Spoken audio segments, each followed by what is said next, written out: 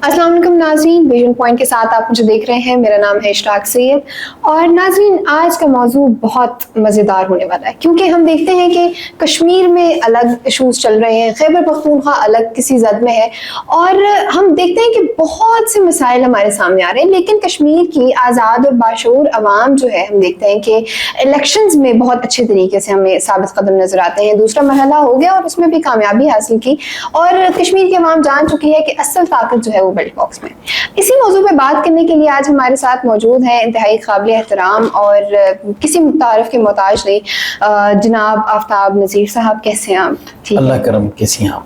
बिल्कुल ठीक सर। हम देखते हैं कि मुल्की हालात हमें थोड़े गर्म नजर आते हैं। खैबर पख्तूनख्वा की बात करें तो 13 सालों से एक ही हुकूमत, लेकिन हम देखते हैं कि धरनों पे धरने, लेकिन हमें उसका नतीजा कुछ नहीं नजर आता। आप एक प्रिविलेजेस एक्ट बनाते हो, आप अपने पास असलहे के लाइसेंस रखते हो, जैसे कि आपको तो बहुत जरूरत है इन चीजों की। जरा इसके ऊपर रोशनी डालिएगा कि खैबर पख्तूनख्वा की जो 13 साल हुकूमत है, क्योंकि अवाम भी अब उनसे उकता चुकी है और अलीमा खान जो दौरे पे निकल चुकी हैं, आप इस वजह से दौरे पे निकली हैं क्योंकि हुकूमत ही आपकी है तो आपका बनता तो है नहीं। मैडम, मैं अक्सर कहा करता हूँ, हाथ कंगन को आरसी क्या, पढ़े लिखे को फारसी क्या। आप बहुत जदीद दौर है, चीज़ों का एक्सेस, मालूमात का एक्सेस, ज़राए अबलाग इंतहाई आसान हो गया है। आदाद व शुमार लेके तज्जिया निकालना, तज्जिया करना। आप ये 1.5 दहाई का अगर हिसाब लें या एहतिसाब करें, हुकूमत खैबर पख्तूनख्वा उन कारिंदों, उन नुमाइंदों और उन भेड़ियों से कि जिन्होंने करप्शन के बाजार ना सिर्फ गर्म किए बल्कि आज शेख वक्कास अकरम जैसा बंदा जो कि झंग से मुंतखब हुआ, अवाम ने मुंतखब किया या कराया या जो भी सेटिंग थी, उसके बाद से वो जब से इलेक्शन जीते हैं वो अपने हल्के में नहीं गए, लेकिन वो बैठे हैं खैबर पख्तूनख्वा के मादनी वसाइल पे काबिज होकर और जनाब हर तीसरे महीने एक नई V8 उनके हल्के में आ जाती है। ऐसे तो ये जो करप्शन के बाजार बंद हैं, क्या थे असद कैसर, क्या थे सुहेल आफरीदी, कौन किसका था मुनशियात का कारोबार, ये सारी चीज़ें अगर आप निकालें और इन तमाम चीज़ों का मुवाजना आप पंजाब से करें और फिर खैबर पख्तूनख्वा ही के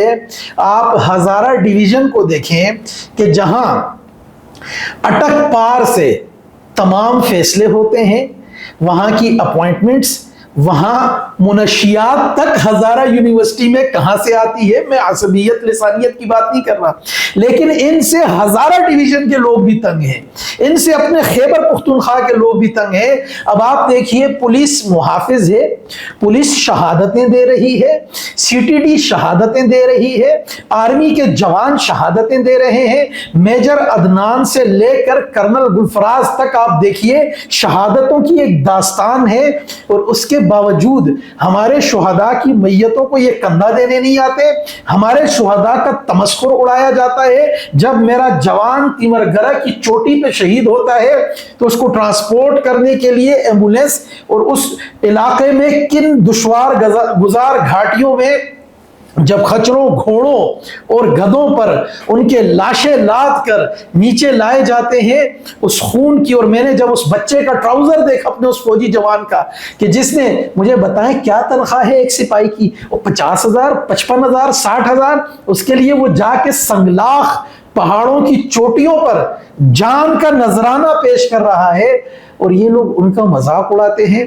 खैबर पख्तूनख्वा की हुकूमत ये और जो इसके हवारी हैं और जो इसके फैसिलिटेटर हैं, न सिर्फ ये कि मुकम्मल तौर पे नाकाम हो चुके हैं, बल्कि अब बात जिस तरफ भी जाए उसमें एक बहुत बड़ा किरदार और उसके जिम्मेदार ये इस सेटअप के लोग। बिल्कुल सर, आपने बहुत अच्छे तरीके से बताया कि हमारे शुहदा का खून बहता है और ये लोग इसको सिर्फ एक मजाक के तौर पर ले लेते हैं। हम इसी बात के ऊपर मैं आगे लेके चलूंगी कि कल अदम जॉइंट एक्शन कमेटी के बारे में हमने देखा, तो खैबर पख्तूनख्वा तो चले एक तरफ हो गया, लेकिन वहां पर इलेक्शन से पहले की जो गहमा गहमी, लोगों को जबरदस्ती उन्होंने कहा कि आप बाजार बंद कर दें, आप एम्बुलेंस नहीं लेके जाते, आप कोई काम नहीं कर सकते, लेकिन आपने ना उस कल अदम एक्शन कमेटी के साथ हो जाना है और اور آپ نے ریلیاں نکالنی ہے, آپ نے ویڈیوز بنانی ہے جو کہ بھارتی فنڈنگ سے آپ کے 40 ملین پہ ویوز جا رہے ہیں اور یہ ساری چیزیں. تو ذرا آپ یہ بتائیے گا کہ آپ کا کیا خیال ہے کہ اب جو کشمیری عوام ہے, جو کہ کالعدم جوائنٹ ایکشن کمیٹی کا بھی چہرہ دیکھ چکے ہیں اور پاکستان کی ریاست کا بھی دیکھ چکی ہے کہ کس طریقے سے بیلٹ باکس کے اوپر اعتماد کر کے آپ آگے نکل سکتے ہیں, تو اس کے اوپر آپ کا کیا نظریہ ہے؟ میرا بیٹا, میں آپ کو ایک بہت آسان سی بات, چونکہ آپ لوگ جینزی ہیں, بتیجی ہیں آپ ہماری, اور ہمارے ناظرین بھی اس وقت ہماری ایک پاپولیشن کا بہت بڑا حصہ چونکہ کنٹریبیوشن زیادہ یوتھ کا ہے نا, تو میں اپنے بچوں سے بھی کہتا ہوں, اپنے ناظرین سے بھی کہتا ہوں, ایک بات کو سمجھیے گا. آپ نے فرمایا کہ 40 ملین ویوز, ایک بندے کے 36 فالوور ہیں اور 1 ملین کی ویورشپ مل رہی ہے, وہاں سے ریچ کھول دی گئی ہے. کہاں سے؟ میٹا میں کون بیٹھا ہے, یوٹیوب میں کون بیٹھا ہے, اسرائیل کیا کر رہا ہے, ہندوستان کیا کر رہا ہے, انڈین را کے گھناؤنے کردار اور غلیظ پروپیگنڈا کا یہ ایک چہرہ ہے کہ ان لوگوں کی اس کانٹینٹ کی نہ صرف ایک ریچ کھول دی گئی ہے, اگر کوئی ایجے کے سے پاکستان پر بھونکتا ہے تو اس کو ویورشپ ملتی ہے. 36 فالوور والے بندے کو 40 ملین, مطلب اتنی ویورشپ کیسے مل رہی ہے؟ یہاں ہم لوگ محنت کرتے ہیں, آپ محنت کرتی ہیں, میں محنت کرتا ہوں, میرا یہ اسٹاف محنت کرتا ہے, ہماری بند کر دی. کیوں؟ ہم انڈیا کے خلاف بات کرتے ہیں اور ہم کریں گے. ہم ہندوستان کا دجل, اس کی شیطنت, اس کا گھناؤنا چہرہ, اس کا غلیظ چہرہ, اس کا مکروہ چہرہ دنیا کو دکھائیں گے. جہاں تک آپ نے بات کی کالعدم عوامی ایکشن کمیٹی کی, مجھے بتائیے کتنے DHQs ہیں راولپنڈی میں اور کتنے ہیں آزاد کشمیر میں؟ مجھے بتائیے کتنے THQs ہیں راولپنڈی میں, کتنے ہیں آزاد کشمیر میں؟ مجھے بتائیے فنڈز کے حساب سے, یار ایک 4x4 کا دریا گزر رہا ہے, ہم تو اس کو اپنی شاہرگ لے کے سمجھ رہے ہیں. آپ لوگوں نے, آپ کو 3 روپے پہ بجلی, آپ کو آٹے پہ سبسڈی کیا نہیں دیا؟ کیا مجھے بتائیں, آپ کے محلے میں, میرے محلے میں, آپ کے علاقے میں, میرے علاقے میں, ہمارے پاکستان میں, کراچی تک, گلگت بلوچستان تک, خیبر پختونخوا اور پنجاب کے علاقوں میں, کشمیر کے اندر جو ہمارے جوان شہید ہوئے ہیں ان کے لاشیں نہیں آئے؟ کیا پاکستانیوں نے قربانیاں نہیں دی؟ کیا آج پاکستان جتنی قربانیاں دے رہا ہے OIC سے لے کے UN تک, ہماری 47, میرے نانا لڑے تھے چھم سیکٹر میں 1948 میں, ہم لوگ لڑے تھے 65 میں, میرے دادا لڑے, میرے نانا لڑے, میرے گھر سے جو ہے زخمی بھی ہیں, شہادتیں بھی ہیں, غازی بھی ہیں. مجھے بتائیے کیا ہم نے قربانیاں نہیں دی؟ کیا ہم نے آزاد کشمیر, یا جو اگر اتنا سا آزاد کشمیر ہم اس پر لے, ہماری پاکستان کی انڈیا سے لڑائی کیا ہے؟ اگر پاکستان کی ہندوستان سے سلو ہو جائے, پیچھے بچتا کیا ہے؟ اتنا بڑا, ہمیں کوئی اتنی بڑی مارکیٹ ہے, اتنی اوپن عالمی منڈی ہے, ہم اگر منہ دے کر بیٹھے ہیں انڈیا اور اسرائیل کو, تو کس وجہ سے؟ ان کشمیریوں کی وجہ سے. یہ ہمارے بھائی ہیں, ان کے لیے ہم جان بھی دیں گے, خون بھی دیں گے. لیکن اگر کوئی اسار میں بلیک میل کرے گا, ہائی جیک کرے گا اس تحریک آزادی کشمیر کو, کوئی ناسور بن کے ابھرے گا, مجھے بتائیں, آ رہا ہے نا کل 5 اگست کا دن, کیوں نہیں بولے جب 2019 مودی نے وہ کالا قانون نافذ کیا تو اس وقت یہ ایکشن کمیٹیوں والے کہاں تھے؟ کیوں نہیں نکلے اس وقت؟ کیوں انڈیا کے خلاف, مودی کے خلاف راج سبھا میں تو آپ نہیں بولتے؟ وہاں کے ایوان زیری, ایوان بالا میں تو 24 نشستیں رکھی ہیں, وہاں آپ کو نہیں جناب اعتراض ہوتا, اور یہاں 12 نشستوں پہ آپ کی شام غریبہ. کہاں کا انصاف ہے یہ؟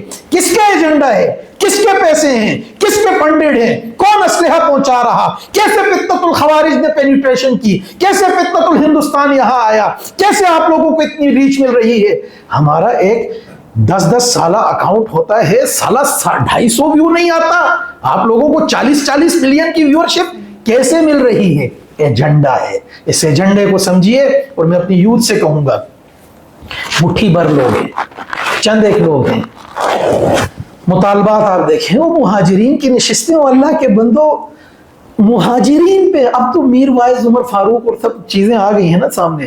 مہاجرین کو آپ نہیں کہ اللہ کے نبی صلی اللہ علیہ وآلہ وسلم نے ہجرت نہیں کی مکہ سے مدینہ؟ کیا حضور مہاجر نہیں تھے؟ انصار کا کیا کام تھا؟ مواخات بھول گئے؟ بات کرتے ہو اسلام کی, دین کی, جہاد کی, مدینہ کی, مکہ کی, ریاست مدینہ کی, والی مدینہ کی, رسول اللہ کی, اور یہاں آپ کو مہاجرین پہ اعتراض ہو رہا ہے.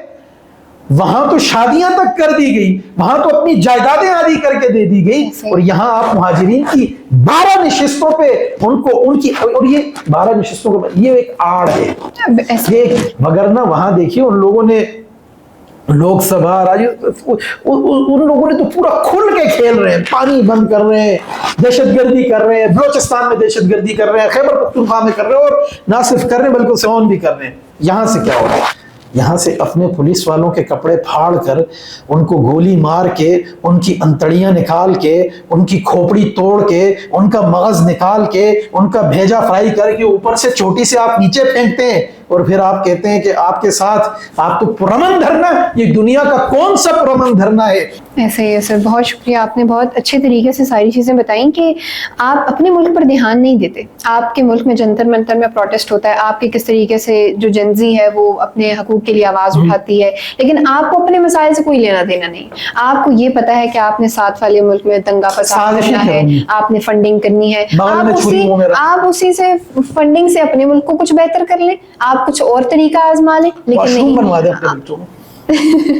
لیکن آپ بہت سے کام ایسے کر سکتے ہیں جو آپ کے اکھا انڈیا بھکا ننگا گھوم رہا ہے, پٹڑیوں پہ موت رہا ہے, ہگ رہا ہے. مطلب ناظرین, ہم نے سنا آفتاب نذیر صاحب کو, جنہوں نے بہت خوبصورتی سے بیان کیا ساری چیز کہ انڈیا اور بھارتی لا کا کس طریقے سے یہ سارا گیم پلان چل رہا ہے. بلوچستان میں ہم دیکھتے ہیں کہ دنگے فساد ہوتے ہیں, پروٹیسٹ ہوتے ہیں, اور پروٹیسٹ کے نام پہ بیرونی فنڈنگ سے ہم دیکھتے ہیں کہ لوگ کس طریقے سے سامنے آتے ہیں. پھر ہم بات کرتے ہیں کہ العدم جوائنٹ ایکشن کمیٹی کی, اور انہیں کا بھی یہ حال ہے کہ بیرونی فنڈنگ سے آپ پیسے لیتے ہیں, فنڈنگز ہوتی ہیں, اور آپ اپنے ملک میں دنگے فساد کرنا شروع کر دیتے ہیں. خیبر پختونخوا میں ہمارے اپنے ملک کے لوگ ایسے ہیں کہ ان کو بھی اللہ ہی پہچانے. تو اسی کے ساتھ ہم پوڈ کاسٹ کو یہاں پہ اینڈ کرتے ہیں. بہت مزید پوڈ کاسٹ دیکھیں, اور اسی کے اوپر ابھی بہت سی بات کرنی باقی ہے. 12 اگست کو الیکشن ہونا باقی ہے, اور اس کے بعد دیکھیں گے کہ جیت کس کی ہوتی ہے اور ہار کس کی. اپنی میزبان اشراق سید کو دیجیے اجازت. اللہ حافظ.